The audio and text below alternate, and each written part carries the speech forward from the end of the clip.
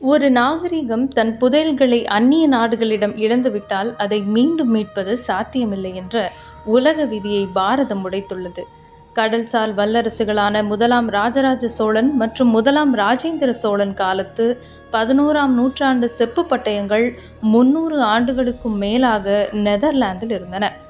பல தசாப்தங்களாக யாராலும் மீட்க முடியாத இந்த சோழர் கால புதையலை பிரதமர் நரேந்திர மோடி அவர்கள் தனது நெதர்லாந்து பயணத்தின் மூலம் தாயகம் கொண்டுவர வழிவகை செய்துள்ளார்.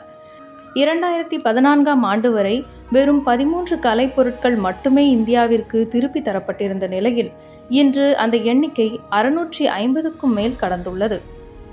ஒரு நாகரிகம் எதிர்காலத்தை கட்டுவதால் மட்டும் எழுச்சி பெறுவதில்லை, அது தன் வரலாற்றை மீட்டெடுப்பதன் மூலமே எழுச்சி பெறுகிறது.